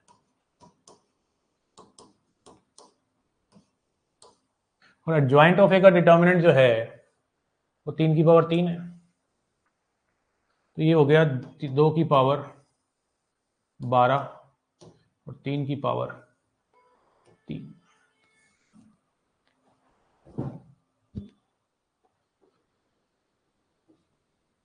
लैपटॉप पे क्लास कैसे लूँ? मुझे भेज दियो तो व्हाट्सएप पे, हाय मैं लिंक दे दूंगा, ठीक है ना? हाँ, मेरे किसी भी यूट्यूब चैनल की वीडियो पे चला जा, उसके अंदर ना डिस्क्रिप्शन बॉक्स में how to log in on web दे रखा है, सबसे इजी है। और ORG कोड मांगेगा मेरी ऐप का, वो तो आपके पास भी होगा वैसे। QQAJK डाल देना, QQAJK, और आपका पूरा का पूरा डैशबोर्ड लैपटॉप पे खुल जाएगा, ठीक है ना? वेब क्लास प्लस डाल दो, काफी है। वेब क्लास प्लस लिख दो, अपने आप आ जाएगा बेटा। लॉगिन तो करना है, जैसे हम लॉगिन करते हैं वैसे आप करते हो। बहुत बच्चे लैपटॉप से देखते हैं, बढ़िया एकदम बड़ी स्क्रीन से, ठीक है। अब आइए लास्ट क्वेश्चन, थोड़ा मसालेदार दिया है, तो लेट्स टेस्ट दिस मसाला। इस मसाले का टेस्ट करते हैं। तो सबसे पहले देखो adjoint of adjoint of adjoint, ये 2 जो दिख रहा है ये बाहर आ जाएगा यहाँ पे। तो जब 2 बाहर आएगा तो कितना हो जाएगा? तो ये 2 जब बाहर आएगा तो 2 की पावर 3 के साथ हो जाएगा। तो k की पावर n-1 होता है ना। अब ये 2 की पावर 3 बाहर आ जाएगा, 2 की पावर 3 एडजॉइंट ऑफ के ए का काम एडजॉइंट कर रहा है, तो ये कॉन्स्टेंट फिर से बाहर आएगा। तो 2 की पावर 3 की पावर 3 हो जाएगी, 2 की पावर 9 हो जाएगा।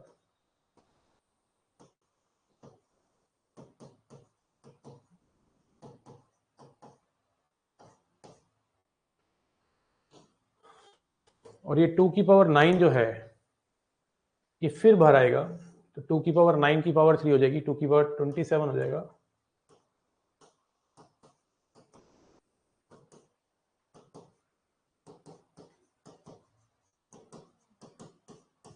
अब ये 2 की पावर 27 जब बाहर आएगी तो ये 2 की पावर 27 की पावर 4 हो जाएगी।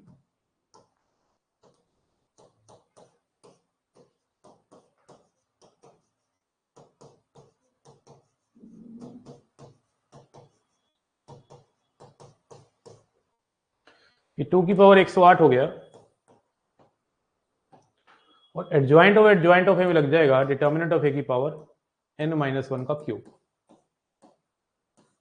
2 की पावर 108, 3 की पावर 27, ये आंसर है।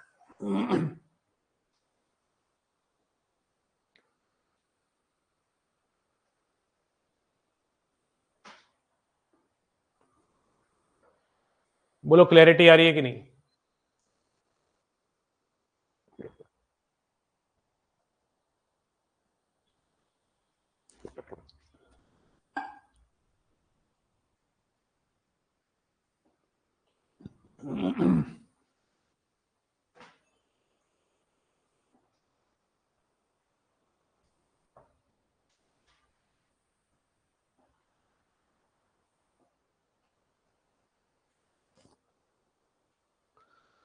तो एडजॉइंट क्लियर हुआ कि नहीं बेटा? एडजॉइंट क्लियर हो गया? अब लिखेंगे टॉपिक इनवर्स। इनवर्स भी खत्म करा देता हूं, बड़ा छोटा सा टॉपिक है, बिल्कुल बैंगन सा।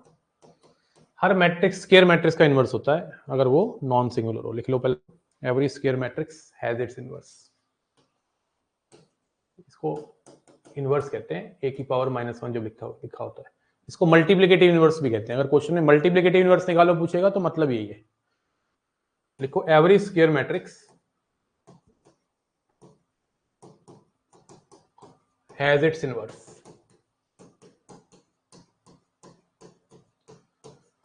if it is non singular. Non singular का मतलब समझ रहे हैं, जिसका डिटर्मिनेंट नॉट इक्वल टू 0। उसका रीजन है, इनवर्स को निकालने का जो फॉर्मूला है ना बच्चे, वो है एडजॉइंट ऑफ ए अपॉन में determinant of A. Adjoint of A upon में डिटर्मिनेंट ऑफ ए, ठीक है जी।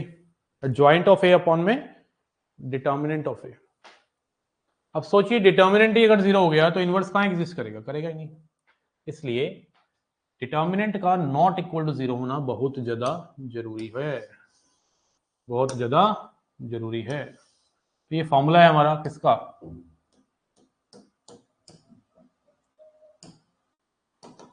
ये फॉर्मूला है हमारा इनवर्स का। एडजॉइंट भी निकालना आता है, डिटर्मिनेंट भी निकालना होता है, बस डिवाइड करना है, ठीक है ना। जैसे एग्जांपल दूं आपको, मान लो मुझे 2481 का इनवर्स निकालना है, तो इसका इनवर्स एग्जिस्ट नहीं करेगा।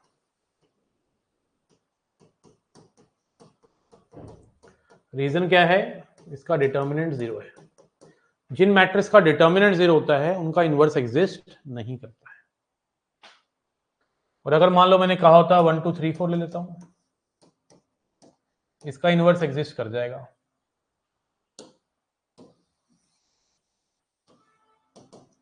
अब इनवर्स निकालने का तरीका क्या है? एडजॉइंट निकाल लो पहले। एडजॉइंट का शॉर्टकट सिखा रखा है, इसकी पलटी मारो, इसके साइन चेंज कर दे मेरे चचा, और डिनोमिनेटर में डिटर्मिनेंट लिख दे। इसका डिटर्मिनेंट कितना है? 4 - 6 -2, तो -2 नीचे लिख दे।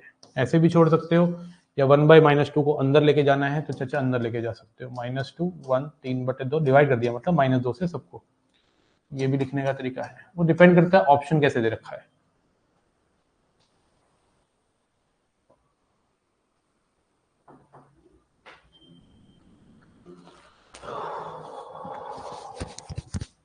ठीक है, तो ये हमारा इनवर्स होता है। तो हर स्क्वायर मैट्रिक्स का इनवर्स होता है, बट वो स्क्वायर मैट्रिक्स क्या होनी चाहिए? नॉन सिंगुलर होनी चाहिए, उसका डिटर्मिनेंट 0 नहीं होना चाहिए। फिर आती है प्रॉपर्टीज।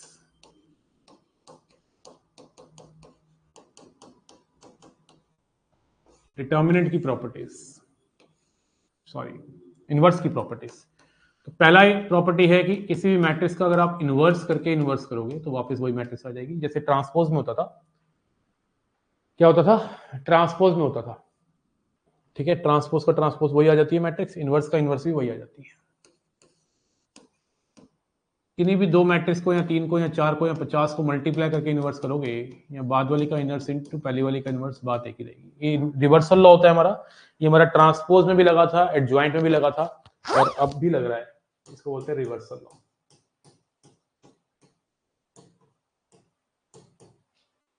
तीसरी प्रॉपर्टी है, अगर आप किसी कांस्टेंट को मल्टीप्लाई करके इनवर्स निकालते हो, या पहले इनवर्स निकाल लो और 1/k से मल्टीप्लाई कर दो, बात एक ही।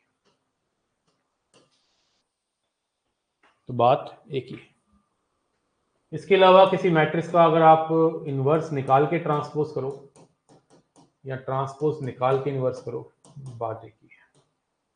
किसी मैट्रिक्स का इन्वर्स निकाल के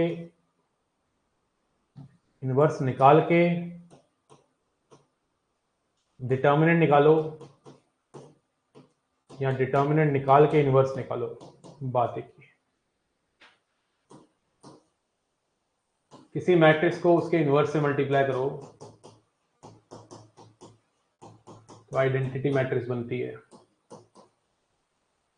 ठीक है, क्या बनती है? Identity matrix. If A is diagonal matrix,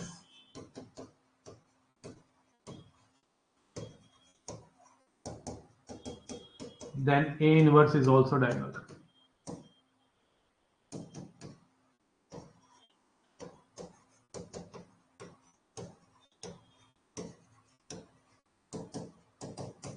Is also diagonal matrix.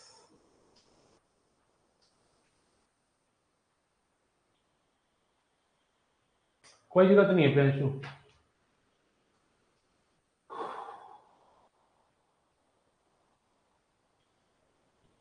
ठीक है, मुझे थोड़ा ब्रेक लेना पड़ेगा यार, I am not feeling well. आप पढ़ो, मैं 1-2 मिनट में आया, मुंह धो के आता हूँ।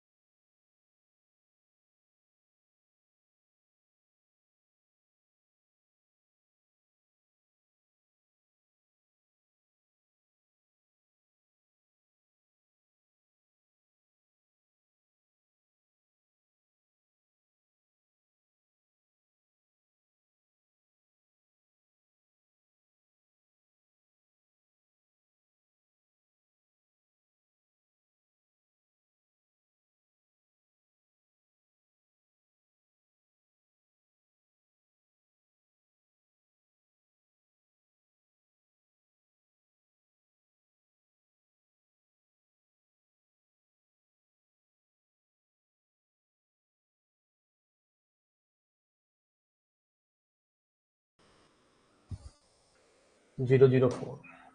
तो मैंने अभी यही बोला है कि कोई भी मैट्रिक्स अगर डायगोनल है तो उसका इन्वर्स भी डायगोनल होता है। वैसे तो मैंने ये बात लिखवा दी थी, लेकिन मैं एग्जांपल की फॉर्म में बताना चाह रहा हूँ कि अगर एक मान लो कोई मैट्रिक्स है A1 A2 A3 से लेकर AN तक, इसका मतलब है n इंटू एन की डायगोनल है, डायगोनल में A1 A2 A3 से लेकर AN है, तो उसका जो इन्वर्स है वो भी डायगोनल मैट्रिक्स होगी, वो नंबर्स उल्टे हो जाएंगे। जैसे एग्जाम्पल ले रहा हूँ, ये एक मैट्रिक्स है, डायगोनल मैट्रिक्स है, इसका इन्वर्स जो होगा वो इसको उल्टा कर देगा, 1/2 0 0 0 1/3 0 0 0/4। ये एक बात है जो आपको याद रखनी है, कोई भी मैट्रिक्स अगर डायगोनल है तो उसका इन्वर्स जो है बेटा उसमें नंबरों को बस उल्टा करना है। लेकिन समटाइम्स क्या होता है कि जो मैट्रिक्स होती है उसमें डायगोनल में ऐसे दे रखे होते हैं नंबर, ये डायगोनल होता है, ये वैसे डायगोनल होता नहीं है, डायगोनल यही होता है लेकिन नंबर अगर ऐसे दे रखे हों तो उस केस में भी इनवर्स निकालने का मैं आपको शॉर्टकट करा रहा हूं। करना क्या है, इसको उल्टा करके यहां लिख देना है और इसको उल्टा करके यहां लिख देना है और बाकी इसको उल्टा करके तो वहीं पड़ा रहने देना है, बाकी तो सब जगह जीरो ही रहेंगे। नॉर्मल डायगोनल जो हमारी डायगोनल मैट्रिक्स है उसमें वहीं पर उल्टे हो जाएंगे, लेकिन अगर नंबर्स ऐसे हैं ऐसे वाले डायगोनल में तो आप इसको उल्टा करके वहां लिखेंगे, इसको उल्टा करके वहां लिखेंगे, मतलब A13 को रिवर्स करके A31 की जगह रखेंगे, A31 को रिवर्स करके A13 की जगह, और A22 जो है वो हमारा वहीं पर आएगा। नहीं बेटा लाइव अटेंड नहीं करनी प्रियांशु को, मुझे अभी रिकॉर्डिंग देखनी है, ठीक है, क्योंकि चैप्टर बीच में ऐसे लाइव करके क्या करेगा भाई। मेरे मैक्सिमम स्टूडेंट बेटा रिकॉर्डिंग ही देखते हैं, ठीक है।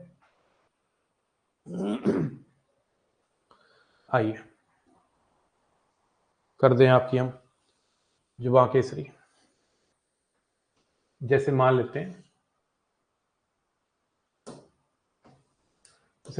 मैंने बोला if A, B and C are 3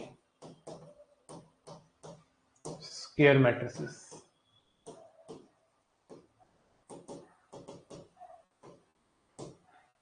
of same order 5 into 5 where determinant of A equal to 2, determinant of B equal to 3, determinant C equal to 4, find 2A B inverse C का determinant. अच्छा question है, back slide मांगता है, ले चाचा black slide ले करो।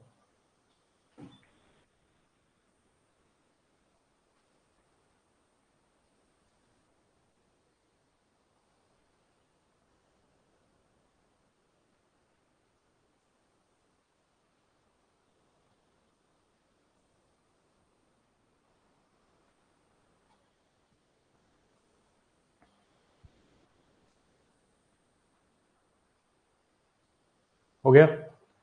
Now इस क्वेश्चन को जरा ध्यान से देखेंगे, यहाँ पे वो बोल रहा है कि आपको निकालना है 2AB इनवर्स C, डिटर्मिनेंट के अंदर है। ये तो आप ऑलरेडी जानते हैं कि कोई भी नंबर अगर डिटर्मिनेंट के अंदर है उसको अगर आप बाहर निकालते हैं तो ऑर्डर के साथ आएगी पावर। पावर कितनी आएगी, ऑर्डर कितना है 5 इंटू 5, तो 2 की पावर 5 आ जाएगा। ए का डिटर्मिनेंट अलग कर देंगे, बी इनवर्स का डिटर्मिनेंट अलग कर देंगे, तो सी का डिटर्मिनेंट अलग कर देंगे। 2 की पावर 5 32 होता है। ए का डिटर्मिनेंट कितना है 2, बी का इनवर्स, बी इनवर्स का डिटर्मिनेंट कर लो या डिटर्मिनेंट का इनवर्स करो, डिटर्मिनेंट कितना है 3 और 3 का इनवर्स होगा 1/3 और सी का 4, तो 5 और 3 8, तो एक तरह से देखा जाए 256/3 आ गया, 256/3। इससे भी पहले वाली अभी नोट करवाता हूं बेटा, डोंट वरी, ठीक है ना, पहली वाली चाहिए तुझे है, अभी करवाते हैं बेटा पहली वाली।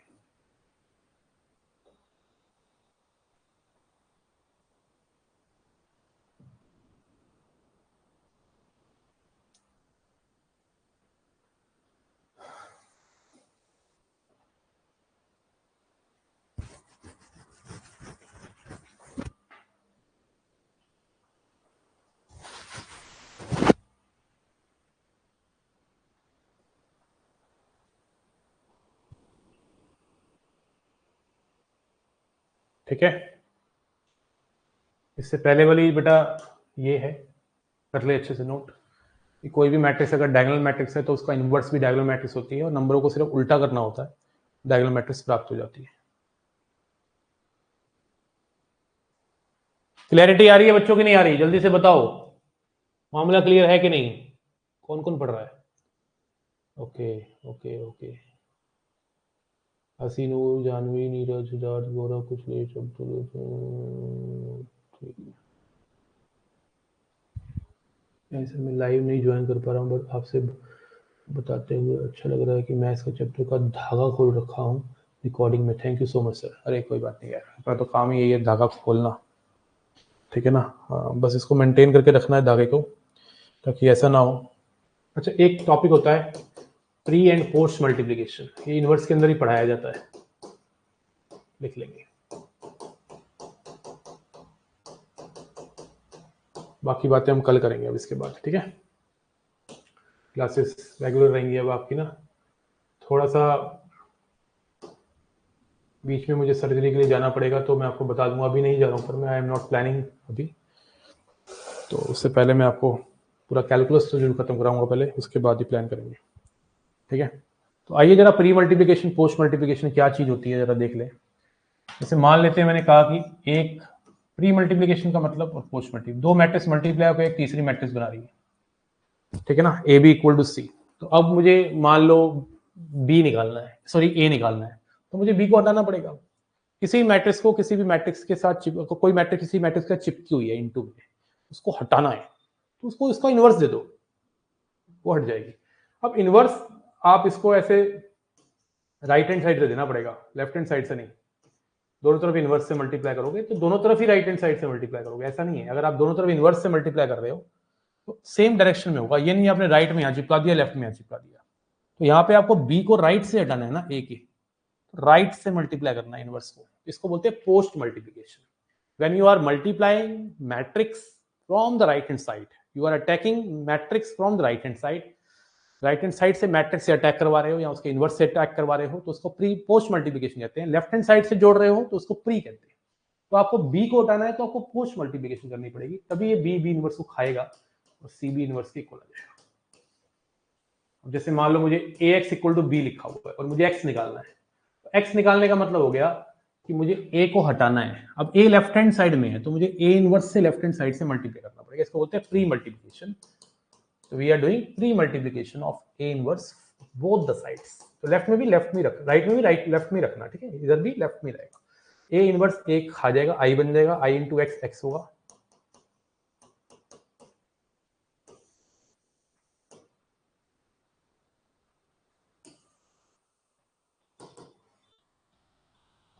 जैसे a x b c equal to d और मुझे निकालना है एक्स, तो मुझे क्या करना पड़ेगा? पहले ए को हटाना पड़ेगा। अब ए को हटाने के लिए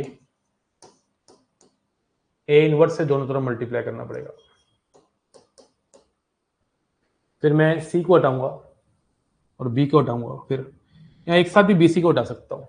कैसे?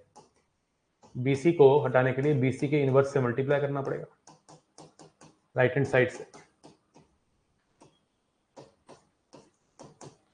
तो ये एक्स रह गया क्योंकि बीसी इनवर्स को खा जाएगा। और ये कितना आ गया? ए inverse D.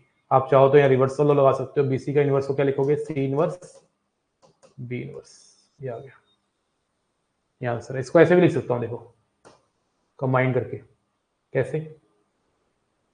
B C D inverse A का होल इनवर्स, रिवर्सल लगा के देखो, ए इनवर्स डी इनवर्स का D inverse D, C inverse B inverse, ये एक्स आ गया। हाँ, सिस्टम ऑफ लीनियर इक्वेशन कराऊंगा ना नेक्स्ट क्लास में। पहले कुछ क्वेश्चन करेंगे और अच्छे अच्छे प्यारे प्यारे, तो फिर कराएंगे बेटा, ठीक है? तो मैं उम्मीद कर रहा हूं आपको adjoint, minor, cofactor, warm up वाले क्वेश्चन, इनवर्स समझ आया, और अच्छे अच्छे क्वेश्चन आपके लिए लेके आऊंगा। और आपको असाइनमेंट मैंने कौन से नंबर का दे चुका हूँ एक बार मुझे चेक करना पड़ेगा, एक बार चेक कर लूँ। असाइनमेंट मैंने डीपीपी कितनी दी है आपको? मैट्रिक्स की 3 डीपीपी है ना, एक तो मैट्रिक्स की है, एक आज की क्लास की डीपीपी है, उसमें 130 क्वेश्चन है। वन दी है, कैन दी है, लेट मी चेक।